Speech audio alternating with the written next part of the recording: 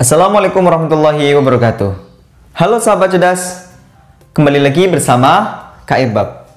Pada video kali ini kakak ingin mengajak sahabat cerdas untuk belajar tentang alat optik. Jadi simak video ini sampai habis dan tetap fokus. Sahabat cerdas, ada yang tahu mengapa mata termasuk alat optik? Jawabannya adalah karena prinsip mata itu sama dengan lensa.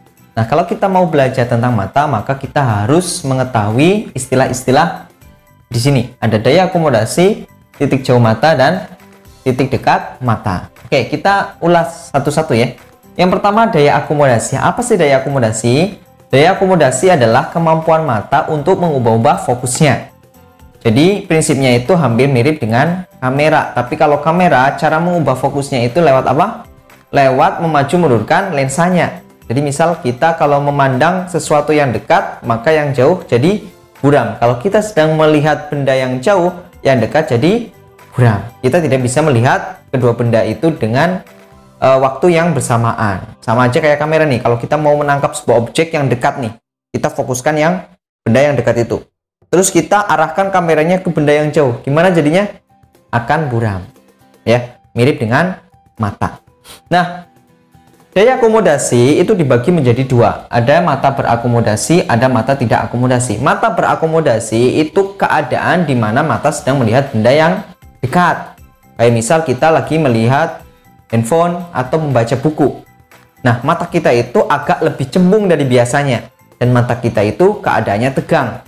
Jadi kalau kita melihat buku, membaca buku, atau melihat handphone dalam waktu yang lama, mata kita akan lelah.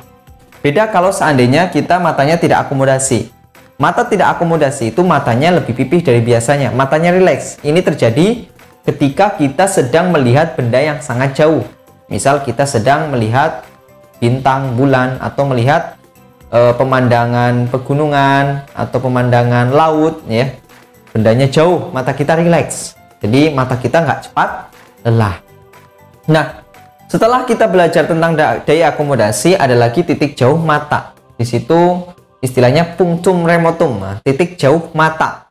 Apa sih titik jauh mata? Titik jauh mata adalah sebuah titik di mana mata kita itu masih bisa memandangnya.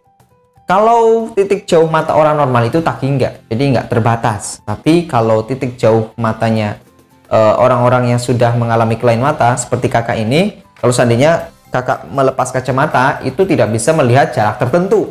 Misal kalau kakak itu mungkin jaraknya 10 meter atau 5 meter, mungkin ya 5 meter udah nggak bisa fokus, kelihatannya buram ya. Mungkin masih bisa lihat misal orangnya ada di depan kakak, cuman samar gitu, wajahnya samar. Itu karena titik jauh mata kakak itu sudah nggak normal kembali. Kalau titik jauh mata orang normal itu yaitu tagih nggak, mau sejauh apapun masih bisa terlihat gitu ya.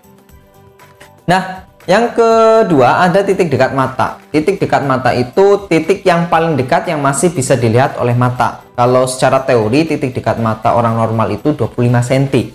Nah, ada yang titik dekatnya itu lebih besar dari 25 cm. Itu karena mungkin dia menderita rabun dekat.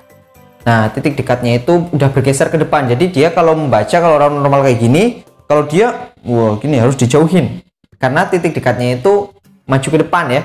Jadi nggak bisa melihat sesuatu yang jaraknya 25 cm atau apalagi lebih kecil ya, dia nggak bisa melihatnya.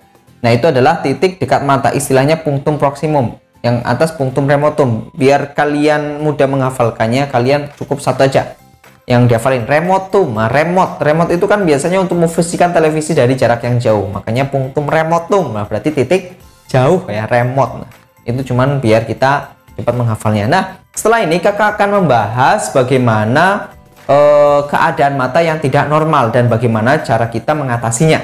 Jadi tetap fokus ya. Baiklah sahabat cerdas, kita akan membahas tentang cacat mata. Nah, di sini sudah kakak buatkan gambar pembatas. Di sebelah kiri adalah titik dekat mata yang masih bisa dilihat. Nah, di sini adalah titik jauh mata atau seberapa jauh mata itu bisa memandang sebuah benda. Nah, di sini kalau orang normal itu titik dekatnya adalah 25 cm tadi ya. Kalau kita membaca normal 20 cm itu masih bisa lihat. Tapi kalau kurang dari 25 udah terlihat buram. Nah, di sini adalah titik jauh mata ya. Jadi seberapa jauh mata itu bisa melihat benda. Nah, kalau orang normal itu penuh ya. Grafiknya penuh, dia berarti titik dekatnya 25, titik jauhnya takter hingga, itu adalah mata normal. Yang kedua itu adalah rabun jauh. Gimana kah rabun jauh? Rabun jauh itu berarti titik dekatnya masih normal, tapi titik jauhnya sudah tidak lagi normal. Buktinya di sini sudah kosong ya. Dia nggak sampai takter hingga. Jadi dia hanya bisa memandang sebuah benda di kejauhan tertentu, nggak sampai takter hingga. Nah, orang yang memiliki cacat mata rabun jauh, dia membutuhkan lensa negatif. Apa namanya lensa negatif? Lensa cekung ya. Nah, di sini nanti kacamatanya berarti kacamata negatif. Rumusnya gimana kak? P sama dengan min 100 per PR, dimana PR ini adalah titik jauh yang hanya bisa dia lihat, gitu kan? Satuannya senti ya. Pakainya 100 karena di sini senti nanti harus satuannya. Nah, itu adalah rabun jauh. Jadi titik jauhnya mundur. Nah, yang selanjutnya itu adalah hipermetropi, rabun dekat. Rabun dekat itu artinya dia bisa memandang benda yang sangat jauh, masih normal, cuman dia tidak bisa melihat benda yang sangat dekat. Jadi titik dekatnya itu kurang lebih dari 25. Jadi misal titik dekatnya 30, berarti kalau sudah kurang dari 30, misal 25, dia sudah tidak lagi jelas melihat benda itu. Nah, makanya dia di sini agak bolong di sini ya. Nah, orang hipermetropi rabun dekat hanya bisa ditolong dengan lensa positif atau lensa cembung. Nanti di sini hasilnya kekuatan lensanya berarti positif. Ini P itu kan kekuatan lensa ya, satuannya dioptri. Nah, 25 ini kalau di soal tidak diketahui titik dekat mata normalnya, jadi kita pasang 25. Kalau di soal diketahui titik dekat mata normalnya 30, berarti kamu sesuaikan ya. Di sini jangan 25 lagi, tapi 30. PP puntum proksimumnya, jadi seberapa dekat dia bisa melihat benda. Nah, itu adalah rabun dekat. Nah, yang terakhir, dia tidak bisa melihat benda yang sangat dekat dan tidak bisa melihat benda yang sangat jauh. Itu adalah presbiopi, mata tua. Jadi kalau simbah-simbah gitu ya, biasanya nenek-nenek atau kakek-kakek itu kalau punya kacamata biasanya ada dua lensa sekaligus di situ. Jadi biasanya di yang lebar itu adalah kacamata negatif, tapi di bawah di sini tuh, nah di sini biasanya kecil itu adalah lensa positif untuk membaca ya. Nah, itu karena dia memiliki dua kelainan sekaligus, hipermetropi dan juga miopi. Jadi yang besar pakainya lensa ini kekuatannya yang banyak gitu ya. Nanti yang kecil yang di bawah ini itu pakainya lensa yang positif. Jadi seperti itu ya untuk pengetahuan cacat mata. Semoga bisa dipahami.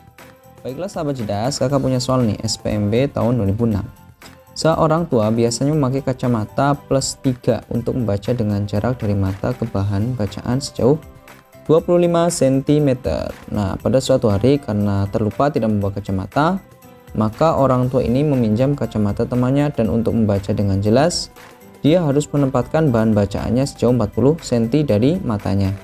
Kacamata yang dipinjam ini mempunyai kekuatan berapa? Nah, di sini problemnya adalah ketika orang tua itu meminjam kacamata temannya, dia tidak bisa membaca yang diinginkan yaitu 25 cm. Tapi masih 40 cm, berarti kacamatanya pasti kurang dari plus 3 karena dia masih mengalami gangguan ya. Intinya dia kan pengennya 25 tapi hasilnya tetap 40 cm jarak yang bisa dia baca. Oke lah, kita tulis dulu variabel yang diketahui. Yang pertama, kekuatan awal lensanya yaitu 3, titik dekat mata normal 25 cm, terus titik dekat orang setelah memakai kacamata temannya 40 cm. Oke, langkahnya kita cari titik dekat mata orang tua itu ya, pakai rumus biasa aja. P sama dengan 100 per 25 min 100 per PP ya. Ya udah, ketemulah P-nya 3 pindah ruas ke samping kanan, kan 100 bagi 25 4, berarti 4 kurang 3 1 sama dengan 100 per PP.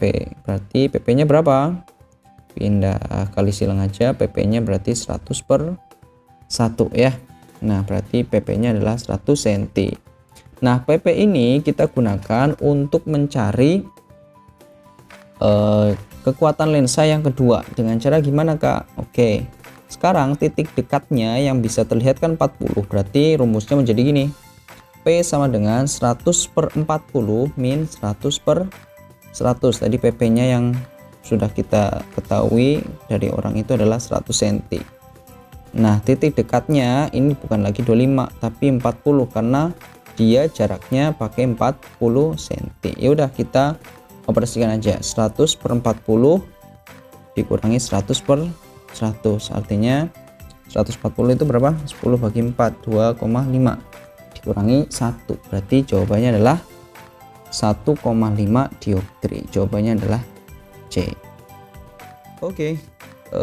Kakak punya soal lagi nih, UMPTN tahun 1994 rayon B. Titik dekat mata seseorang terletak pada jarak 120 cm di depan mata. Untuk melihat dengan jelas suatu benda yang terletak 30 cm di depan mata, kekuatan lensa kacamata yang harus dipakai adalah berapa dioptri. Nah, oke, sebelum kita mengerjakan, enaknya kita tulis dulu deh variabel yang diketahui di soal. Titik dekat mata 120 cm, titik mata seorang ya, itu PP ya. Untum proksimum 120 cm. Terus dia ingin melihat dengan jelas suatu benda yang terletak 30 cm. Kita tulis saja SN. Titik dekatnya 30 cm di depan mata. Kekuatan lensa yang harus dipakai berarti yang dicari adalah P-nya. Kekuatan lensa berapa? Oke, masukkan aja ke rumusnya bahwa P sama dengan 100/SN min 100/PPK. Kenapa enggak 100/25?